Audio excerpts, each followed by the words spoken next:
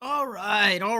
Game four just wrapped up in Boston, and we had an all-timer, folks. All-time performance by the man himself, Steph Curry. I kind of called him out last game. I said I didn't think Steph had it in him at his age to carry a team like he needed to, like some of those LeBron's Cavs teams. And boy, oh boy, did he show out tonight. Was questionable with a bad ankle. Some Al Horford's goofy ass fell on him at the end of game three, but he didn't show any signs of fatigue, anything like that. Played 41 minutes, 43 points, 10 rebounds, double double for Steph. 10 rebounds, 43 points, 4 assists on 14 to 26 from the floor, 7 to 14 from three, 8 to 9 for the free throws.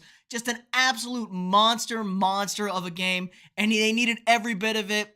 They tie up the series in Boston, heading back to San Francisco at 2-2, 107-97, outscored Boston 28-19 in the fourth quarter. I really thought the Warriors were in trouble. They honestly didn't shoot the three that well besides Steph. They shot about 34% from three. So I was very concerned for the overall health of the Warriors. I thought unless somebody got crazy hot late, I thought they were in trouble. Watching like late into the third quarter, I thought it was going to be a close game, but it just felt like Boston was making every basket when they need to. Derek White, the Splinter Brigade showed up. Derek White at least did. Grant Williams was dick, 3 points. Pritchard had 1 point. Derek White had 16. He's playing out of his damn mind. It feels like it's the only thing that's keeping Boston afloat. If their Splinter Brigade doesn't go crazy, then they don't win this series. It's really interesting to see.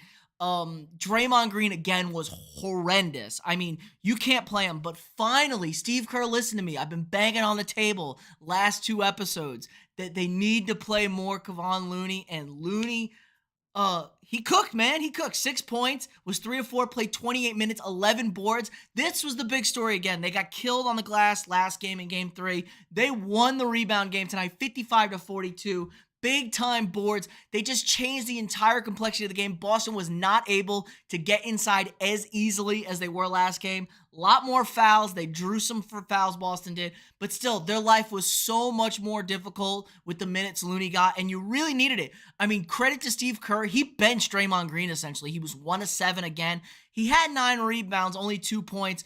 8 assists, 4 steals, 2 blocks. He just can't shoot 1 of 7 over 2. He looks like he has the yips when he shoots out there. It's kind of in his own head, but he did all the other stuff he normally does, which is what helped, and he benched him, only played 33 minutes. That's what you needed from him. Otto Porter Jr. only had 2 points, only played 15 minutes. Wiggins, another good game, 17 points in 43 minutes. Clay, 18 points, 41 minutes. He seems to be laboring a little bit still. I don't know how healthy Klay Thompson is. Gary Payton gave you some big minutes, 10 minutes, gave you 5 points. So good from him getting back, gave you the defensive element. Jordan Poole was solid, shot 6 of 13, 2 of 7 from 3, not good. But 13 points in 21 minutes, you need more scoring from Jordan Poole off the bench. I said I thought we were in for a long series. I was really surprised about 3/4 of the way through this game that Boston wasn't going to. I thought Boston for sure was going to win this game. I would have been surprised if Golden State won. But this was an all-time great performance by Steph Curry. Absolutely gritted his teeth, willed his team to victory. It was some really special stuff from the man himself. And he shows it. I mean, he might be running out of gas, but he ain't going to run out of gas yet. So this is the legacy cementer for Steph Curry. Because everyone wants to talk shit about Steph. They won a title before KD. Yeah, they blew a 3-1 lead to LeBron. It's LeBron, though. It was LeBron and Kyrie. Let's, not forget that there. And then those Durant teams, those teams were just stacked and they won. So this is like a legacy cementing series for Steph Curry. If he wins this with how bad Kevin Durant was, you can't really say those were the Kevin Durant teams. Yeah, he was the best player on the court, but he wasn't getting those looks, he gets normally when he's the dude. And this says a lot. If Curry can, with his 3 guys, Clay and Green, and really it's the young guys that are doing a lot. Wiggins is the big factor for them. Now, get another title. It just speaks so much volumes to how great Steph Curry is as a basketball player. Definitely the greatest shooter of all time, but he needs this for the legacy, for the internet pundits and the talk show hosts like me who talk about this shit constantly. I think Steph's great, and this is really what he'll need to cement his legacy. Boston, on the other hand, Tatum was okay tonight, 8 of 23. You don't love it, 4 of 8 from 3. 3, 23 points. Al Horford was cock again. Robert Williams only played 31 minutes. He is really, really, really laboring with that knee. It's a big difference when he can play. If he was healthy, this series would be different, but, it's basketball. Nobody's ever fully healthy. 12 rebounds, was 3 of 3, had 7 points, so his impact was still felt. They're just so much better when he's on the court. Marcus Smart with 18 points, pretty good game from him, 3 of 9. Jaylen Brown, not great, 9 of 19, 21 points, had a lot of foul issues. It just felt like a kind of a flat game, especially from Boston's bench. They didn't get anything done. They really didn't move the ball around. It was like a game that Boston was constantly leading. They kept hitting ridiculous shots late in the shot clock, but the Warriors made the adjustments. All the credit to Steve Kerr. We're knotted up at 2-2. Game 5 on Monday night. This is a big one in San Francisco. Must win for the Golden State Warriors once again, and then I'll put them one win away from the finals. Let me pull up the line right here. Let me check out what we got this cooking over here. Boston was 3.5.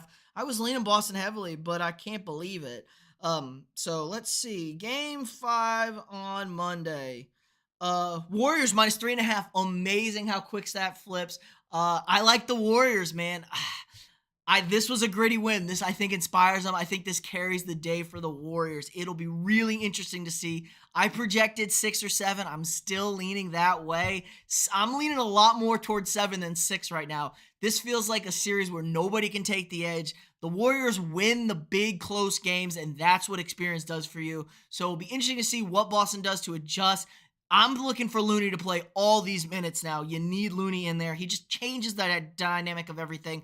Both teams need to cut down on the turnovers. Both teams need to do a better job at finishing it at the basket. But yeah, let me know what you guys think in the comments below. Who's winning Game 5? Are we going Game 7? Let me know what you think in the comments below. Again, like this video.